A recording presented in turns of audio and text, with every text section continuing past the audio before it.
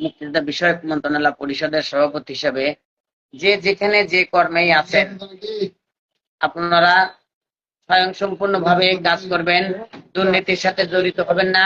যারা দুর্নীতির সাথে জড়িত হবেন, আমরা নতুন উদ্যোগে নতুন ভাবে আপনাদেরকে সচেতন করছি। যারা দুর্নীতি করবেন এর এবং আইনের আওতায় এনে তাকে সরাসরি বাংলাদেশের আইনের কোনো গতি থাকবে না। সরাসরি যারা ঘুষ খাবেন, ঘুষ দিয়ে কোনো কাজের সাথে জড়িত থাকবেন, তাদেরকে গুলি করে মারিয়ে দেওয়ার জন্য আমরা নতুন একটি সংবিধান তৈরি করতে চাচ্ছি।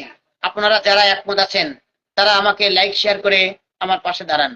আশা করি বাংলাদেশের যারা দুর্নীতি করছেন তারা বোঝা যাচ্ছে না কারা করেন আর কে করছেন না, এইগুলো আমরা প্রেক্ষাপটে তুলে ধরলেও আমরা কিছু শাস্তি দিতে পারি না।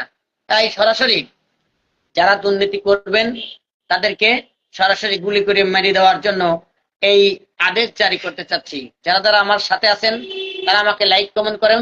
আমি জাতীয় মুক্তিযোদ্ধা কাউন্সিলর, ঢাকা হেডকোয়ার্টার, সরকারি দপ্তর এবং মন্ত্রী মুক্তিযোদ্ধা বিষয়ক মন্ত্রণালয় পরিষদের সভাপতি হিসেবে আপনাদের কাছে বলছি, সুদ যারা খায়, দুর্নীতি যারা করে, তাদেরকে আমাদের একটা একটা করে বিচার করতে হবে।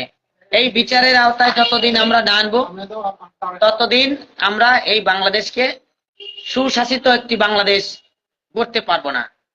এবং বাংলাদেশের যে আমাদের বাবা, ভাই বোন, আত্মীয় স্বজন যারা শহীদ হয়েছেন তাদের প্রতি শ্রদ্ধা আদায় করতে পারবো না।